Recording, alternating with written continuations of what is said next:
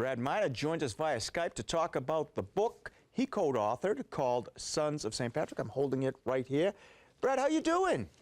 I'm doing well. Thanks for having me. Well, it's great to have you on today, and thanks for being with us. The Archdiocese of New York also has a St. Patrick as the patron saint, and your book shares the history of its archbishops, and there were a few of them. So tell us what made you decide to take this project on. Well, my co-author George Marlin and I have been around the church for many years, since he was born. He's a native New Yorker. I come from Ohio originally, and I'm a convert, but I became a convert when I was in my early 20s. So we love the church. We've had the opportunity to get to know some of the archbishops, George especially, from Cardinal Cook forward. And so it just seemed like a book that needed to be done. And we kind of anticipated that it was going to be a great story to tell. And as it turns out, it is. Now, New York counts some characters in their 10 archbishops. Tell us about the first, known as Dagger. Yeah, Dagger John Hughes. Born in Ireland, an FBI guy, as we say, foreign-born Irish. And he came as a young man, had a great deal of difficulty getting admitted to a seminary because he hadn't had a really great education back in Ireland.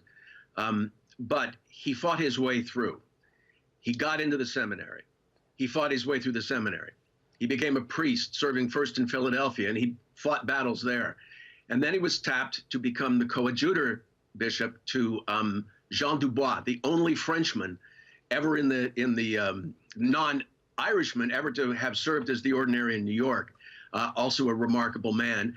And then as archbishop, beginning in 1850, Hughes battled everybody in sight, politicians and Protestants. And so he earned this epithet, Dagger John, although it was also partly because, as you know, bishops always, after their signature in any letter or document, make a sign of a cross. And when New York newspapers began reprinting these things, they didn't have a cross. So they used the dagger symbol that people know from footnoting. Mm-hmm. What can you tell us about the ways that the Vatican realized the important role of the Archdiocese of New York? Well, it took a long time. There was no Archdiocese of New York. There was no Diocese of New York until 1808. Mm-hmm. And when we get to 1850, and that's the same time, by the way, 1808, that Boston became a diocese. In 1850, the Vatican simply realized that the number of Catholics coming into the United States, principally through New York, meant that it was time to start treating this missionary territory, which is what it had been considered for all the time that there were Catholics in New York, going back to the 17th century. It was time to give greater recognition. Now, they didn't elevate Hughes to the cardinalate. That waited for his successor, John McCloskey, who became the first cardinal in the United States. But it was simply a recognition, New York first, followed by Baltimore, followed by Boston and others, that this really now was becoming one of the major centers of Catholic life in the world. And I think it's fair to say that both Boston, New York, Los Angeles, these days are sees equal in importance, really, to every see in the world, with the possible exception of Rome. Mm-hmm. And we only have about a minute left. Any surprises as you were researching this book?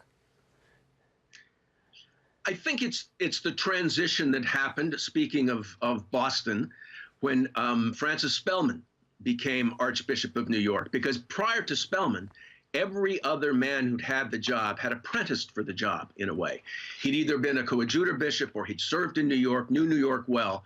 But it went from being a job where your academic achievement and your apprenticeship got you the job to one where it was your reputation and your relationships that got you the job. And Spellman was great friends with the man who became Pius XII. And so when New York opened up, it was Spellman who was called upon to go. And it's been pretty much that way ever since. As you know, Cardinal Dolan had no relationship to New York before getting the job. And I suspect that's the way it will be from now on. Where can people, Brad, obtain their own copy of this great book right here? Well, they can either go to the publisher's website, that's Ignatius Press, or obviously to Amazon, and I'm hoping to some good bookstores as well, especially Catholic bookstores. Sons of St. Patrick. And by the way, I did notice the green shirt. Perfect That's shirt right. for today. I have no green on. I'm just not with the program. And my middle name is Patrick. Surrounded by green on the set, though. There you go. Hey, thanks so much, Brad. Have a great day. Thanks for being with us today. Thank you. Now back to the show.